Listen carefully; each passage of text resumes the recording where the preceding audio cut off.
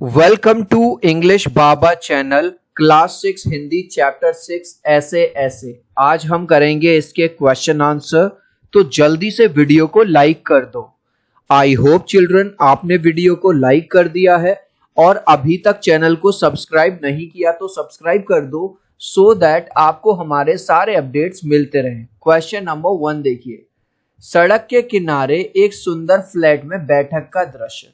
Children, हमारा घर में घुसते ही एक दरवाजा, एक रूम होता है ना, वो बैठक बोलते हैं जिसको, उसका एक दरवाजा सड़क वाले बरामदे में खुलता है। डैश डैश डैश, उस पर एक फोन रखा है। इस बैठक की पूरी तस्वीर बनाओ। यहाँ तस्वीर बनाने का मतलब ये नहीं है कि ये ड्राइंग सब्जेक्ट है आप उसको ड्रॉ करके दिखाओगे।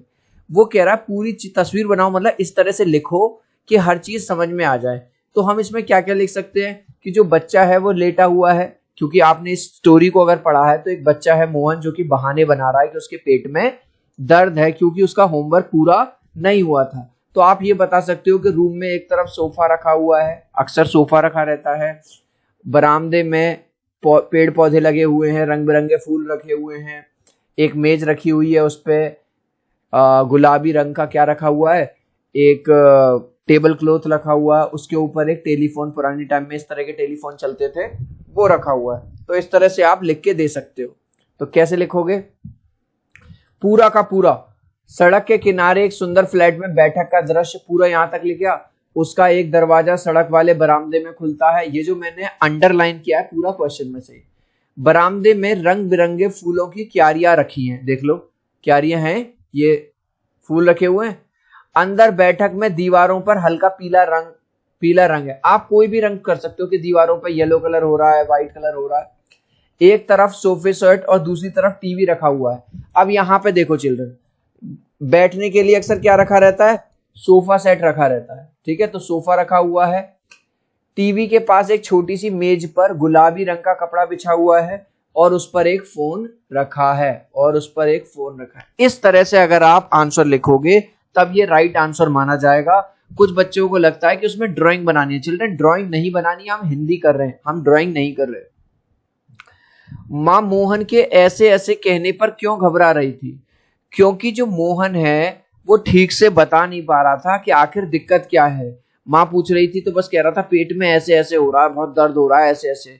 तो उसकी माँ जो है बेचारी, वो ये सोच के घबरा रही थी कि ऐसी कौन सी बीमारी हो गई जो ये ठीक से बता नहीं पा रहा। तो आंसर कैसे लिखोगे?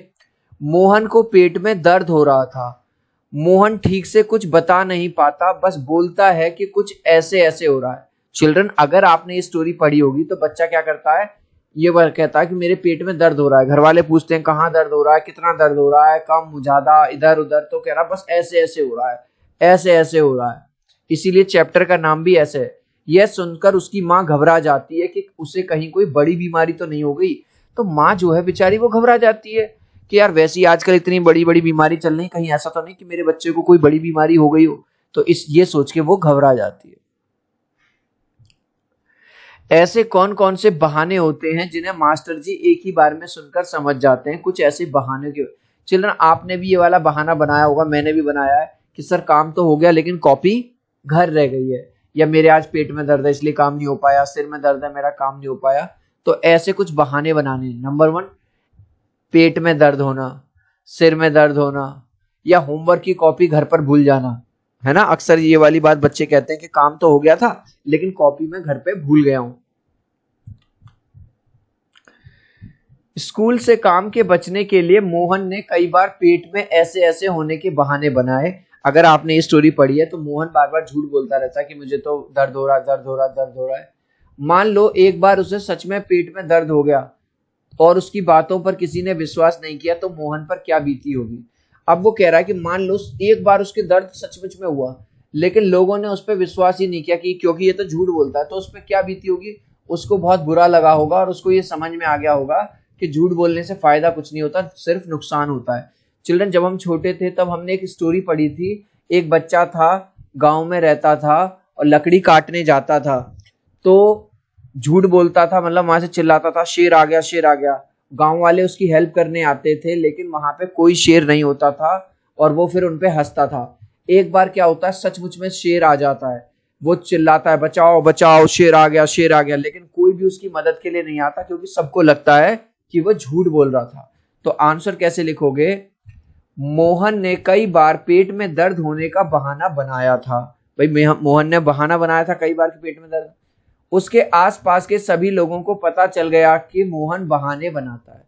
उसके आसपास जो भी लोग रहते थे उनको पता चल गया भाई ये तो झूठ, एक नंबर का झूठ बोलता है, बहाने बनाता है। एक बार सच में जब उसके दर्द हुआ तो किसी ने भी उसकी बात पर विश्वास नहीं किया। जब सचमुच में दर्द हुआ तो सबको लगा कि बहाने बना रहा होगा। उस दिन मोहन को समझ आ गया कि झूठ बोलने से अपना ही नुकसान होता है। उस दिन उसको समझ में आ गया कि झूठ नहीं बोलना चाहिए। पाठ में आए वाक्य लोचा लोचा फिरे है के बदले ढीला ढाला हो गया या बहुत कमजोर हो गया है। तो कुछ ऐसे शब्दों का प्रयोग किया गया है। पाठ में इस तरह की अन्य पंक्तियां भी आई हैं, जैसे इतनी नई नई बीमारी निकल रही है बहन जी आजकल, राम मारी बीमारियों ने तो तंग कर दिया है, अरे तेरे पेट में तो बहुत बड़ी दाढ़ी है। तो इनको हम दूसरी लैंग्वेज में, सामान्य सिंपल लैंग्वेज में कैसे लिख सकते हैं? जैसे इतनी नई नई बीमारियां निकली हैं, इसको कैसे लिखेंगे? कई नई नई बीमारियां निकली हैं, कि आजकल बहुत सारी बीमारियां होने लगी हैं। नेक्स्ट, राम मारी बीमारियों ने तंग कर दिया। राम मारी मतलब बीमारी ने परेशान कर दिया है। अरे तेरे पेट में तो बड़ी दाढ़ी है, जब मोहन का भेद खुल जाता है कि भाई तो झूठ बोल रहा था, तो इसका मतलब है तुम तो बहुत चालाक हो, तुम सबको पागल बना रहे थे। चिल्ड्रन, अभी तक आपने इस वीडियो को एक लाइक नहीं किया है तो आपसे रिक्वेस्ट करूंगा प्लीज एक लाइक कर दो। आपके एक लाइक से, एक सब्सक्राइब से बहुत मोटिवेशन मिलता है। मैं 3 तक काउंट करूंगा चिल्ड्रन, प्लीज वीडियो को लाइक कर दो। 1 2 3।